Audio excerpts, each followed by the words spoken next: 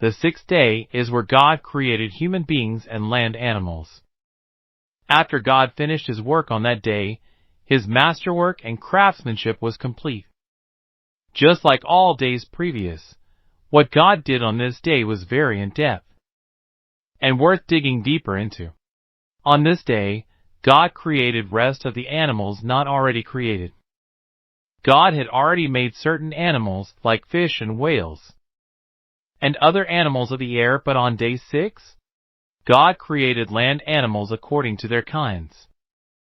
According to the account of Moses, these animals were grouped into 3 different categories: livestock, creeping things, and wild animals. Way back when, God made it easier for His creation to recognize between His other creations.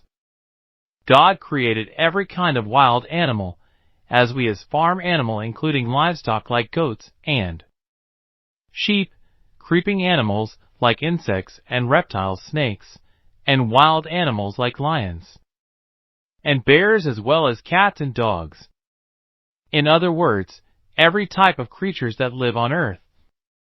God created on day 6, and God made the beasts of the earth after his kind, and cattle after their kind, and everything that creepeth upon the earth after his kind. And God saw that it was good. Genesis 1 verse 25. Let's not stop there, as God also created man on day 6, and God said, "Let us make man in our image, after our likeness." Genesis 1 verse 26. Man was, and still is, made in the image of God, and please note, both male and female are included when mankind is referenced here. And while we were made by the same God that created animals, man was made differently. For example, God created us directly, and we have the breath of life in us, and the Lord God formed man of the dust of the ground, and breathed into his nostrils the breath of life, and man became a living soul. Genesis 2 verse 7. Yes, God created animals, but He spoke them into existence.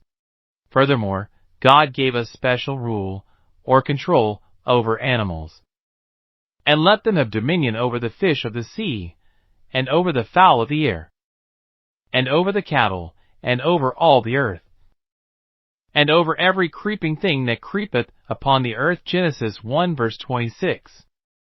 God places mankind with authority over rest of creation, which is a common theme throughout history. Even Jesus is referenced as the Good Shepherd, as we are His flock that He tends to and cares for. Like the animals here, God commands mankind to go forth and reproduce the earth and subdue it, and God blessed them.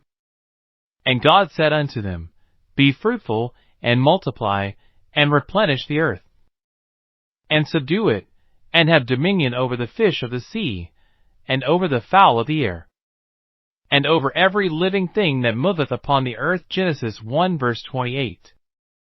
This is where Adam and Eve and the story in the Garden of Eden begins, as the two were instructed to tend to its needs. This is another story for another day, as this story is about the sixth day of creation.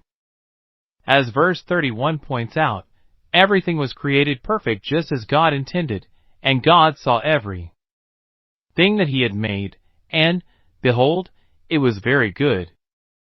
And the evening and the morning were the sixth day. Genesis 1 verse 31. While this is the end of God's work week, it's just the beginning of humanity and our history as we know it. Thus the heavens and the earth were finished, and all the host of them. Genesis 2 verse 1. Christians should take a stand on 6 literal days, a young earth, and global flood, even if it causes division. Either God means what He says, or we may as well not believe any of the Bible. Cam Ham, Christian apologetic, fundamentalist, and creator of the Ark Museum.